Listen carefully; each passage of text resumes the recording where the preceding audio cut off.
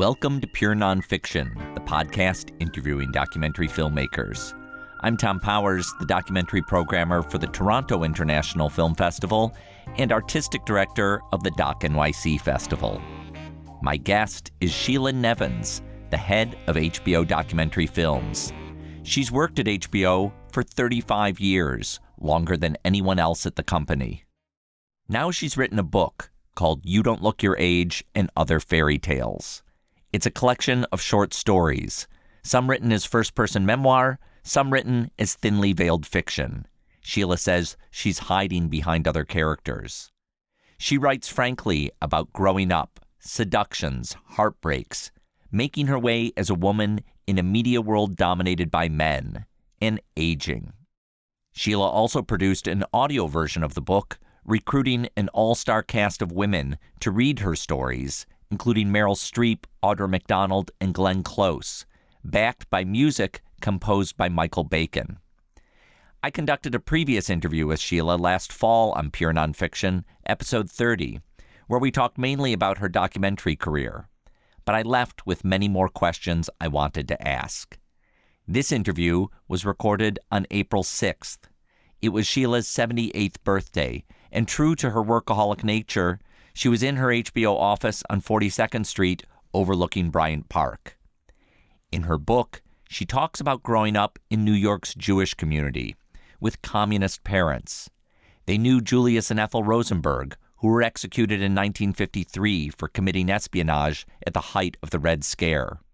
Sheila describes her mother as a card-carrying communist. My mother was born into an immigrant family. Both my grandparents were not born in this country. They were both born in Russia. And my mother was born here. And she had 4 brothers, none of whom went to college. My mother was the only one who went to college. And she went to Hunter with Ethel Rosenberg. And she knew Julius indirectly. And I, in the building we lived, were the editors of the Daily Worker. And my friend Billy, whose name I can't ever remember, vanished one day when I was a kid. And then Ethel and Julius were killed in an electric chair. And my mother always had me marching in Union Square with holding big signs up. And I thought every day, I couldn't sleep. I think it was the beginning of my anxiety, that they were going to take my mother, put her in a chair, and they were going to electrocute her. And so I lived that way for a long time. But she had other illnesses that competed with her, what I thought was fearful communism. Although I was quite a bit older by the time McCarthy came around. There was the Red Scare a little bit before that. And I was just always afraid. Now, your mother's politics, did they go beyond marching in Union Square? Oh, yeah, my mother was insane. We got a book. She was fabulously insane and always suffering, so it was a very unusual situation. I've only recently begun to appreciate her. I was angry at her for a good 50 years because she was so strict and she was so aggressively righteous about her beliefs. I wasn't allowed to pick up boys. I wasn't allowed to go to Sunday school. I wasn't allowed to have God.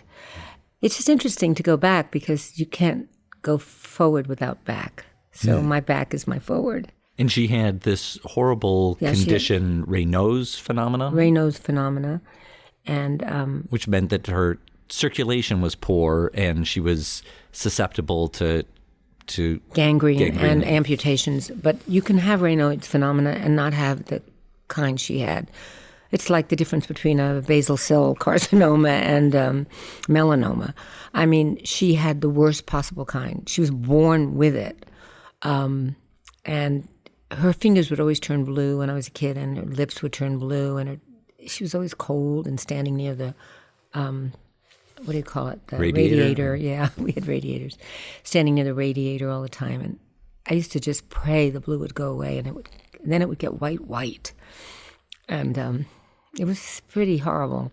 And then as I grew up, the fingers would not get white and then pink again. They would just stay white, and then they would turn gray, and then they would turn black, and then they would be amputated. But the fingers weren't so bad. It was the arm that was the first. But when she died, she had very few toes, very few fingers. Well, she had no arm, very few fingers on the other hand. And she was totally disabled. She was cut up in little pieces. And how old were you when she finally passed away? I was old. I mean, I was probably 30.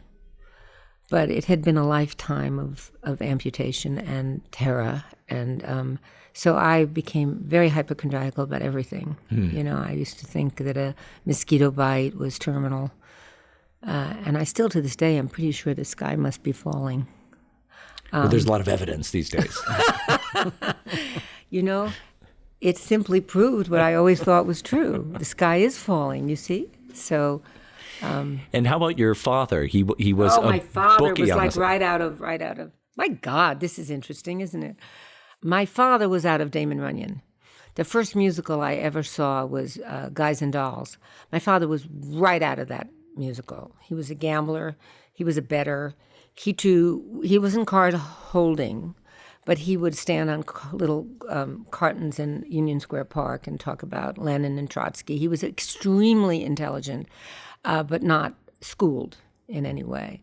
And he wasn't home very much. And then I had a very wealthy uncle, and he was my mother's uncle, my great uncle, and he got him a job in the post office, where he became known as Benny P.O., and that was his name for the rest of his life. As a matter of fact, when he died, the bookie came to his funeral and gave me a check because he had won the Super Bowl. So he wound up a winner, right? That's right. Even though he was on the floor of Lenox Hill with a heart attack, he wound up a winner. And your mom didn't allow you to have a TV set when you were young? No, I never had a TV set. You think this is retribution? Was that part of her politics? Or? Yes. Yeah. Yes, because I was supposed to do homework, and I used to watch the Ed Sullivan show at my friend Elaine's house on a tiny, those tiny little, like a wooden box television with a little tiny box on it. I used to go across the street and watch a show of shows. I think that was on Saturday night. And Ed Sullivan, I was allowed to go across the street to Elaine's house to watch, but I was not allowed to have a television set. I have many television sets now. I think I actually have one in the bathroom. That shows you how I've made up for my childhood. Sheila writes about her entry into the workforce in a chapter called From Cosmo to Ms. Here's the opening of that chapter, read by Lena Dunham. I wanted to be a Cosmo girl. I dreamed of plunging necklines and men falling at my feet. Always sorry that my breasts were too small and that my nipples seemed inverted, I maximized by bra what nature had minimized. There was no Amazon overnight delivery then. I rushed my Cosmo delivery 5 days from the post office. A push up and out bra. Does anyone use the post office anymore? I played seductive. High IQ, Barnard degree be damned. I loved that I could bewitch them, those unsuspecting, dreary male work fellows, and then turn them into amours as I played the office vixen. I would be lying if I said I didn't also dream of Helen Gurley Brown calling me up for a photo op. I was young, pretty, and game. Cover girl potential, except for my tits. I read Cosmo as biblical text. I lived by its psalms. I followed. I was pretty girl provocateur, buying attention with a too short skirt. How could I? Well, I did. Don't judge me unless you were there way back then and wanting a fair shot. Take Mr. Delore, a married man about 40. I enjoyed making his temperature rise. Yes, Mr. Delore, I would say. I'll pick up your tuna melt sandwich. Anything else? I'd milk the pause while sliding my office chair in his direction and watch him adjust his now growing too tight pants. I adored the notion that at any given moment some office jerk might be jerking off to me. False temptress trying to advance in the land of media.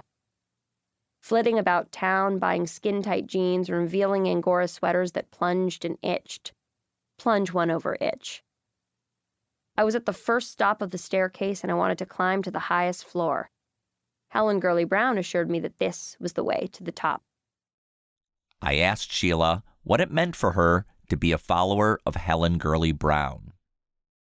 It meant that I was to be sexy. and that I was to be alluring, and that I was to use whatever sensual gifts I had to advance myself professionally. Because I wanted a career, although I didn't know what that meant, really. But I mean, for Helen Gurley Brown, who had a career, basically her advice was seduction.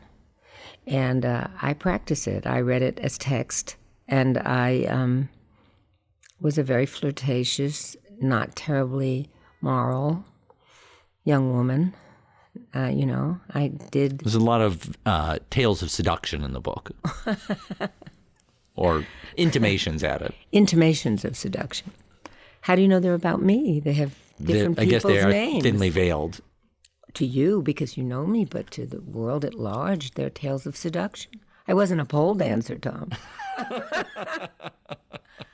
And so you described that while you were following the text of Helen Gurley Brown, you were aware that there was a feminist movement rising, but am I right to say that you didn't initially think that it was for you? I didn't understand it. I did not have the vocabulary for understanding anything but really seduction and flirtation and marriage and children. I didn't know anything else. Those were the four. I mean, I was not a good girl, but I wasn't really a bad girl. I was the girl at that time that was expected. And I didn't really pay any attention to anything else. It seemed, first of all, feminism was too close to communism for me. It was too close to a movement, and I had survived that movement, barely, with the terror of losing, my mother, Billy disappearing and not being able to pick up boys, and outside, when I was 12 and 13, just beginning to want to pick up boys. I couldn't have a God. I couldn't believe in anything. I wasn't allowed to have God. I mean, he was the opium of the people. I didn't have opium either, actually. But so were you in a kind of rebellion from your consciously, parents? Not in any way consciously. As a matter of fact, I didn't think of it till now. But the idea of a bunch of women together, my mother had a lot of women friends, and they wore, I guess they were feminists, but we didn't have that word. They were like Sophie and Gertie, and they would come over and they would talk and they would make placards and they would go to Union Square. And I don't remember ever meeting Ethel Rosenberg, but I do remember Union Square a lot, because I remembered that she would give me things to hold, and I would get splinters from the wood on the placard, whatever it said, free the Rosenbergs, down with McCarthy. I just remember, I didn't know what they really exactly meant, even though I was probably old enough by then to understand it. I was certainly 12 or 13, but it wasn't what I wanted to do. I wanted to pick up boys, and I wanted to wear lipstick, and I wanted to get my ears pierced. And instead I was, being dragged to Union Square Park. I can't even pass Union Square Park in the Amalgamated Bank anymore. I can't go by there. I can't. It just brings up I can't come out of that. So if I ever go to the movie theater on 13th Street, I can't. I just can't go by there. The bank because we were at the Amalgamated Bank. That was where we had whatever money we had, and I can't tolerate Union Square Park, even though it's full of vendors now and probably things I would want to buy. It has too many memories. I just can't do it anymore. Wow. No.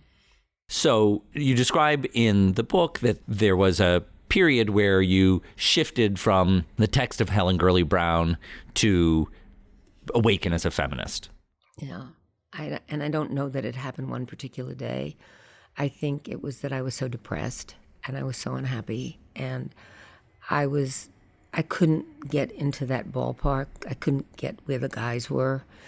And I didn't know what I had done wrong. I thought maybe I had the wrong philosophy, the wrong sort of sexual philosophy, the wrong flirtation philosophy, the wrong sort of plunging neck philosophy. I was pretty, I was skinny, I was flirtatious, I was arrogant, I was difficult, but I had no place. I mean, you describe women in the book, sometimes referring to yourself, sometimes using other avatars. How do you know they're avatars? Well, there wasn't even that word then. Pseudonyms. Not pseudonyms. Not always totally me. You describe archetypal women of that. Fine. Okay, I'll accept of that era. Archetypal is okay. I mean, if I could put it crudely, were on a mission to sleep their way up. Absolutely. Without question. But it's not hard. That's why I so love Cat House and Taxi Cab and all those shows I've done, Eros America, because if you know what you're doing, and I've had this discussion with feminists, if you know what you're doing, you're not necessarily being exploited. If you think of your body as for sale and then you go on from there to do something else, I never felt exploited. I felt I was exploiting the people that I was using because I felt that I knew I was doing it. If I was going to give someone a blowjob, it was because I wanted to get that job at the Job Corps camp in Catoctin, Maryland, and it was a snow day, and I knew the boss was there. If I was going to do that, it was with an M.O. So who was a fool, he or me? Was I degrading myself? I was able to love and fall in love after that, and those things became more meaningful. It was ice cream without sprinkles. But it was my ice cream. I knew what I was doing. I think when it's exploitation is when you're forced to do it. But I think I was, and you could argue that I was forced to do it and that I was being manipulated by society or whatever, but I didn't feel it, Tom. I didn't feel exploited. I felt like, fuck you. That's what you want? Get me to be an AP on that Job Corps film that USIA is doing. I'll do anything you want. Just get me that job. I don't know. Is that ambition or being subjugated? But at some point you realized that it wasn't getting you far enough. Yes, but it wasn't because of the it. It was because I wasn't getting far enough. It wasn't because I felt exploited. I didn't know. I didn't have that word in my vocabulary. I felt I was exploiting. I know that's strange, and I'll probably be killed by, other women. But in fact, the truth is, I didn't feel, maybe I was too pathetic to feel exploited. Maybe I had too low self-esteem to feel exploited. Maybe I was too ambitious to feel exploited. But it's true. I just, I want to be Cosmo Girl. Have you ever had conversations about this with Gloria Steinem? Or? No, I didn't. The thing about writing these short stories was I never had conversations with myself about it till I started to write it. Because I made docus. I suffered, the sins of the world. You were looking ahead. Yeah, I think that's true. I didn't really look back. I guess that's good, isn't it? But I'm old enough now to look back because back is so much and there's so little forward. Last night I did something with Liz Smith at a club or whatever, and Liz is 94 years old, and I thought, Jesus Christ, I hope when I get to be 94, I can be as sharp and as... Amazing. She wrote me a great note today. She is a piece of ass, that's all. There were 3 women there who shall be nameless who she had affairs with. One I discovered last night, and I thought, God, Liz, you really got around. Listen, she played straight for 60 years of her life. So why couldn't I play crooked? Give me a break, Tom. Let me be crooked. But... you describe it I want to get back to this moment where you did get on the bandwagon of feminism. Totally. Not because I looked back, but because I was looking forward. I'd like to say that I had some revelation where I thought, I wasn't achieving. And so I took the next bandwagon. It wasn't until I was in it that I believed it. In other words, I joined up before I was committed, if that makes sense. Because I can't stick around if I'm not committed. So I joined up. It was ERA, and it was, and I'd had a horrifying abortion, and I kind of joined up because I thought it was better for me. I didn't know that it would be better for anyone else. But then I realized the anyone else betterment reflected on my betterment. That somehow joining up for other people was joining up for myself. I think I got less selfish, more selfless, although I'm quite selfish. I mean, totally. So, but I became very committed to the women here, committed to their success, just committed to women, and understanding male abuse for the first time. Well, you describe a moment in the book where you accidentally took home a male coworker's check and who was at the same level as you and discovered he was being paid twice as much as you. But I didn't take home his check. They delivered the checks, and I got his check by mistake, which means I guess he must have gotten mine. You know, they would come in a little cart around the hall. I didn't have a corner office then, but anyway, I had an office. Came and he gave me my check, and I didn't look at it. I just threw it in my bag because that was when we were carrying heavy videos. Right. Remember when they were like 2 inches big? And I can't remember where I was going. I was going to some studio. I don't know, threw it in there, threw it in a bag. Everything was heavy. I was always carrying heavy DVDs later on. And now, of course, everything's streamed, which is good. I don't think I could carry that weight anymore. But I was carrying these things. And when I got home, I had emptied the 2-inch stuff. I think I dropped it at the HBO studio. And there was just my check lying on the bottom in an envelope. And I opened it because I always had to check it. Always. Once you're poor, you always check the check. You know, I know people go to the bank and they then discover what the number is. I knew the number before I got to the bank. And I looked at it, I thought, oh my God, this must be like 2 months in one. And then I looked at the name and it wasn't mine. Well, that was rough. I didn't sleep for a couple of nights. How long had you been employed at HBO making half the salary of someone else at that point? This is a matter of years. 7 years. 7 or 8 years. And how did you address that? Oh, with vigor, with passion, with ambition, and with righteousness. I deserved his check. I'm not saying he didn't deserve it, although he didn't, but the point really was I deserved it. I deserved it, and I should have gotten it, and I was pissed. And I made it clear. And that was before there were these harassment rules and before there was women's, whatever, in human resources. And before there was a vocabulary to talk about. There was no vocabulary for it. But I knew it was wrong. And I was angry. When you're angry and you don't have a group of people, you cry. When you have a group, you can get angry and not cry.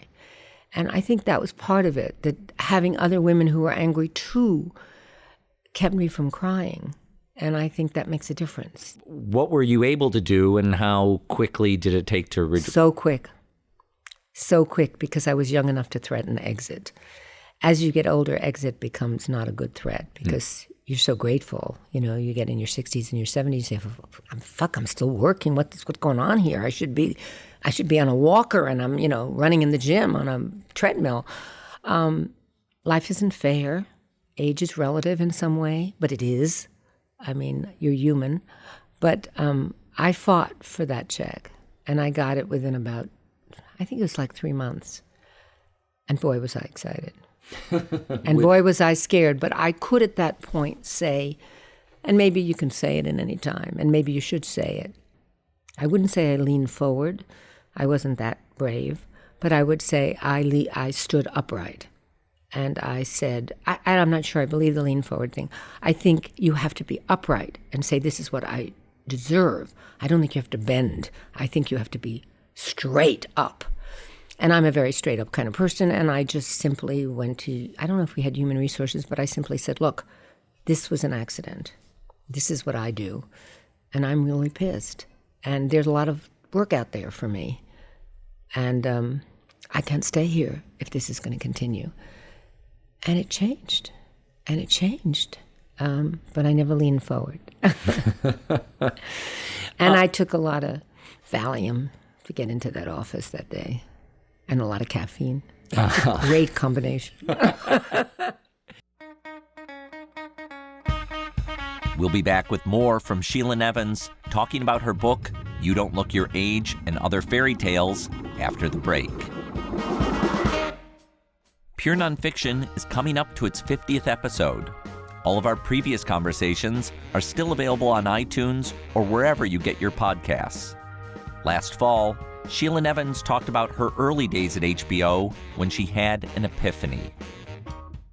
We had something then called total subscriber satisfaction, which was a number. I'm really into numbers. I like to win. And my numbers were very low. But things like War of the Roses, which was about divorce and screaming at each other, was doing very well. And Jaws was doing very, very well. And I thought, well, why don't I copy those with real things? You can hear our earlier episode with Sheila Nevins on episode 30. Go to purenonfiction.net.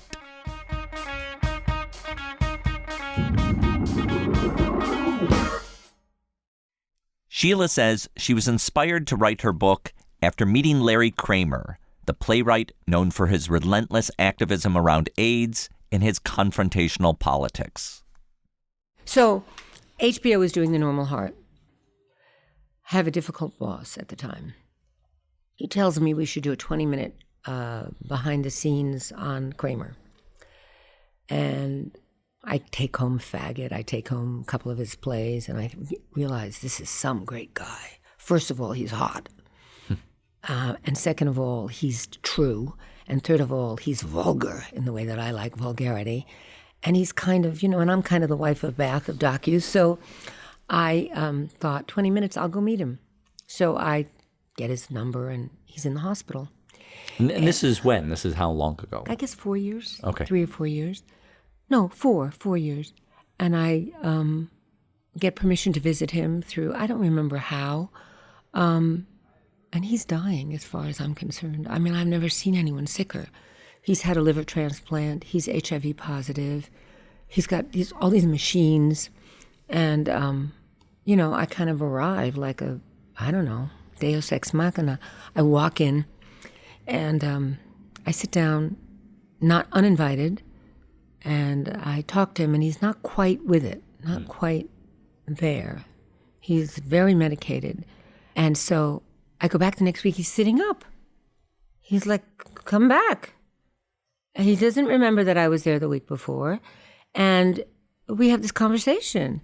And he tells me I'm pretty. And he, he's nice and he's intelligent. And we talk about AIDS and we talk about National Institutes of Health and we talk about the film, we talk about ACT UP. And I look at my watch, it's like 2.5 hours. And the nurses are coming in and out, and doctors coming and taking blood, all kinds of stuff. And then 2 guys come in, he's going to go to physical therapy. I couldn't believe this guy was going to get out of bed. And he gets out of bed, and I leave. I say to Jackie when I come back, you're not going to believe this guy, like he rose from the dead. He's like alive. So then I started to go a lot to see him. And, he is... his partner, I meet him, and I just got attached to him. Then I started to kiss him goodbye when I left, and we would hold hands, and we started to sing show tunes. And then he had trouble hearing, so I got him an iPad and earphones, and we would sing. And then I can't explain. I just got attached to him, and I fell in love with him, really, and I do love him. And he encouraged you to write? Yes. Because I had been writing on this website called Wow Wow, and, just little things like I once went to the Lincoln Monument and put an Obama button at Lincoln's foot. I did crazy things. And I would write stories about that on this website. And I would read them to him loudly because he can't hear always so well. And he would say, you're good, you should write, you're good. And then Will Schwabe, he would have these fascinating visitors. And Will Schwabe came and he worked at Macmillan, and then suddenly the agent called and offered me a book deal, and I thought, all right, what's the downside? I'll check with HBO. I won't write about HBO. I'll just, do True Confessions, and anyway, how long am I going to last? So I did it. And how long would it take? When would you write these pieces? As soon as I would think all day long about what I was going to write about that weekend. I did it on the weekend. And then I would think, how much do I want to admit? And then I would think, what do I care? People have been admitting to me for years, all sorts of horrible things. I can't explain. People are telling the stories of their abortions. People are telling the stories of war. People are telling me all kinds of intimate details. And I'm like, never telling anybody anything. I think that it was time to come out, so to speak, come out as an older woman, come out as a person who'd gone through 2 periods from really Cosmo to Ms., a person who had a child who was not perfect, a person who was not necessarily, lived a very straight and narrow life, a person who was married, a person who pulled the tail off a hamster and took responsibility for it, a person who had had their heart broken at Yale. I went to all the right schools. I went to performing arts as a dancer. Then I went to Barnard, an English major. Then I went to Yale on a scholarship in the drama school. That's not a postman's daughter and a communist. That's not the path. So I wouldn't say I lived a lie. I lived silently, telling other people's stories. And then I thought, if Larry likes my stories, and he's so real and so sweet and so good, and everybody told me how awful he was. As a matter of fact, I told whoever told me to do this 20-minute piece, that I told them, he's supposed to be so cantankerous. I don't want to, do this with him. I think only if you were Ed Koch.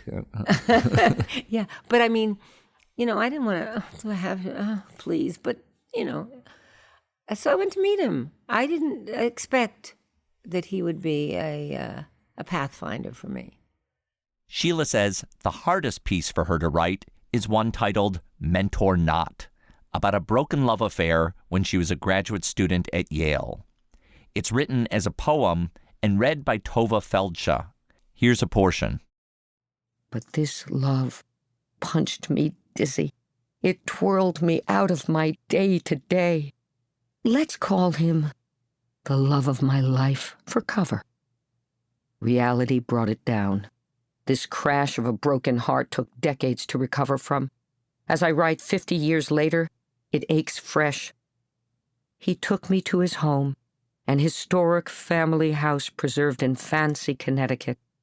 I met his mother this last weekend of the school year. Please like me.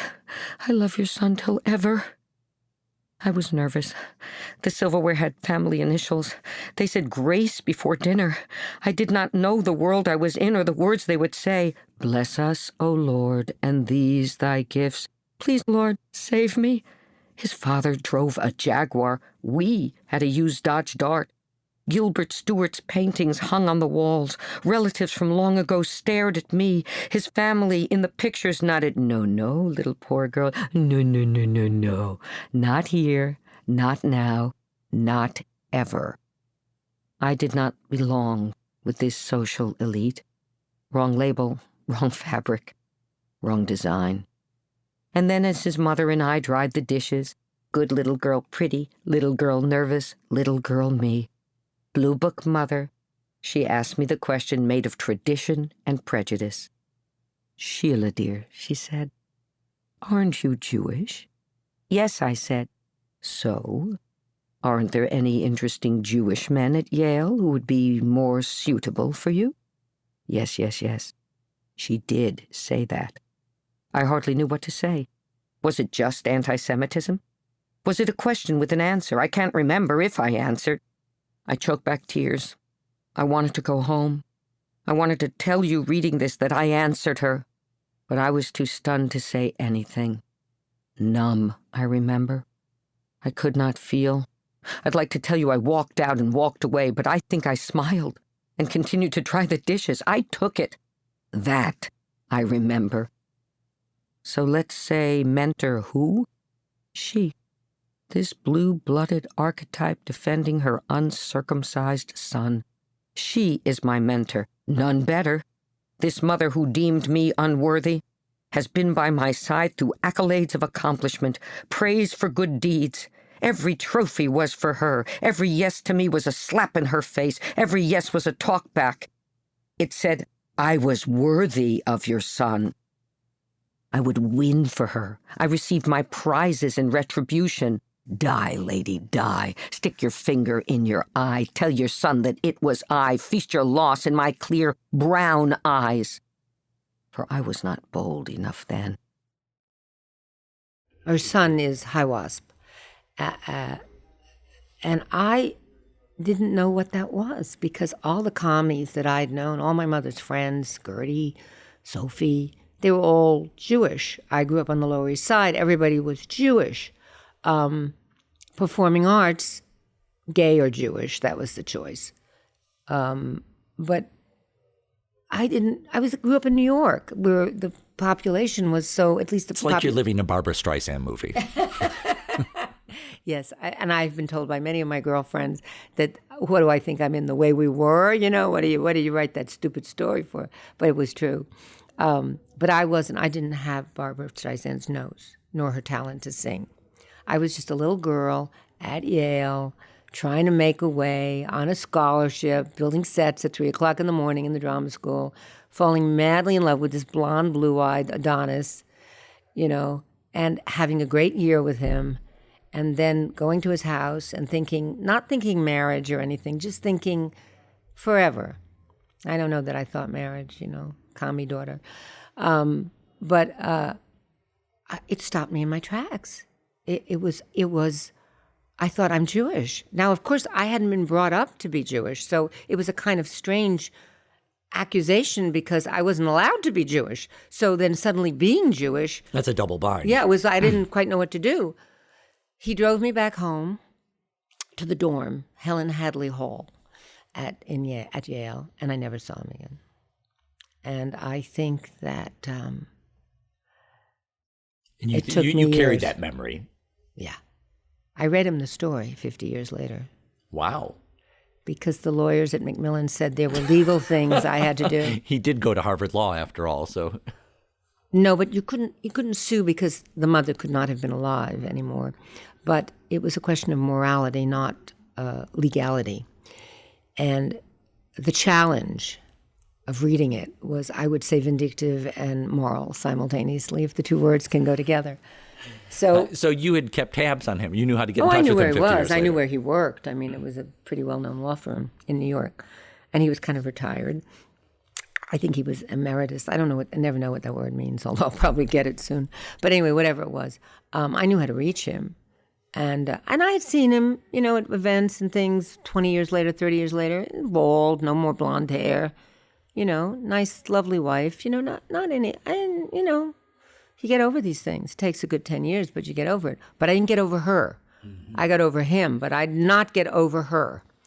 And I knew how to reach him, and I thought, why not? Life is so short. This is one of those experiences that for heaven's sake, I'm not going to, have it in church. I might as well have it in my office. So I called, left a message, and I didn't get a call back. And I was leaving about 5 days later from this office, and I walked down the hall, and they said, so-and-so's on the phone. I came rushing back, and I thought, do I have the guts to do this? I said, hi, how are you? How's it going? What are you doing? He said, we talked about being old, and I said, yeah, hi, yeah. I said, I wrote a book, and there's something in there about your mother. And now, let me just tell you, the Tova Feldsha on the audio tape read it. And Tova is a Jew's Jew, right? Uh-huh. So now Tova read it like, your mother, she did this and she, like Lady Macbeth, Okay, so I wasn't going to play him that. So I said, I wrote this thing about your mother. I said, it's very direct about what happened in the kitchen and, and I'll read it to you. Had you ever talked about it at the time? Like, was he aware that had taken place and that it had carried that meeting for you? Yes. Okay. Because he never called me and I called him. It was the time of a princess phone that shows how long ago it was. I called him and cried. But, 50 years, your tears dry. So then, I think they do. Although when I heard his voice and I read him the poem, they turn into icicles in your heart. They turn into icicles in your heart. I wanted to hurt him.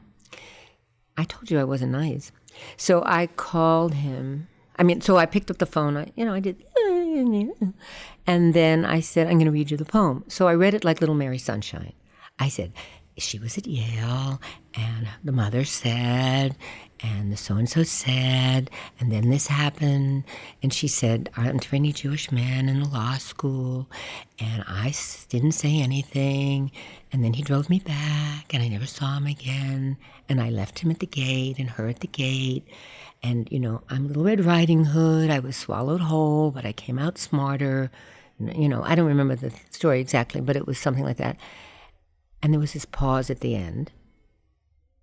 And he said, it's all true. And I was a coward. And it made me cry. I have not had a bad romantic life at all. But it was sad. it was very sad. Because no satisfaction in that? Not at that moment, no. Maybe 2 days later. No, not really.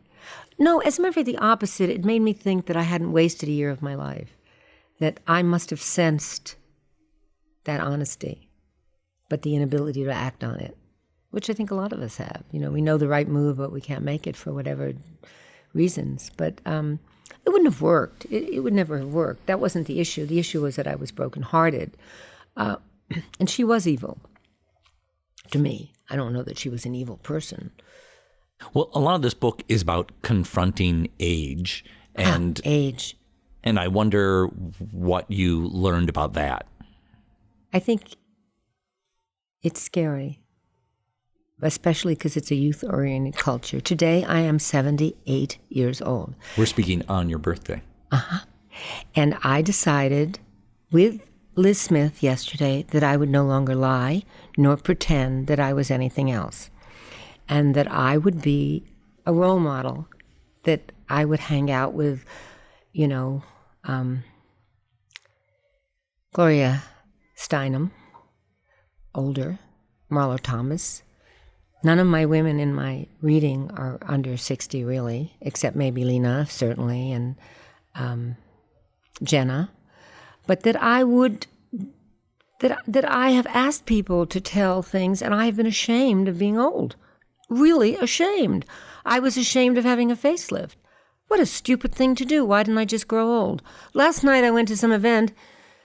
This woman who had to be in her 80s, she said to me, I said, "Oh, you have such great lips." I didn't mean it.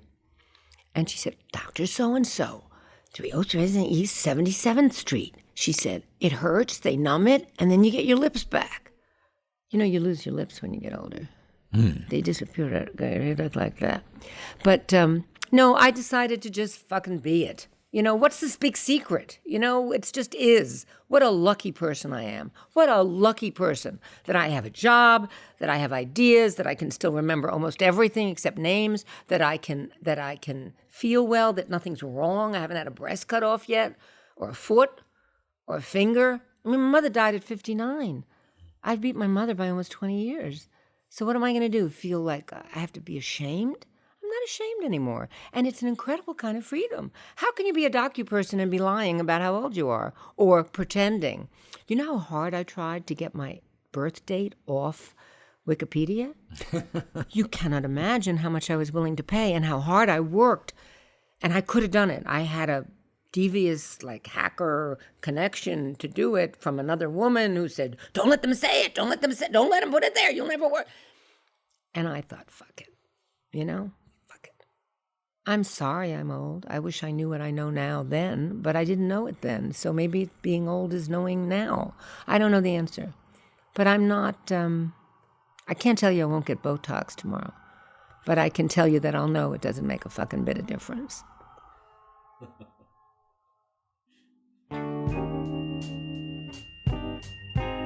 I want to thank Sheila Nevins for speaking with me. Her new book is called You Don't Look Your Age and Other Fairy Tales. Thanks to our team, series producer Michael Scotty Jr., sound mixer Kyle Murphy, web designer Cross Strategy, marketing coordinator Sarah Moto, social media master Jordan Smith, and executive producer Rafaela Nehausen. I'm Tom Powers. You can follow me on Twitter at THOMPowers. If you're in New York, come see our series, Stranger Than Fiction, on Tuesday nights at the IFC Center. The spring season runs through June 6th. You can read our show notes, learn about live events, and sign up for our newsletter at purenonfiction.net.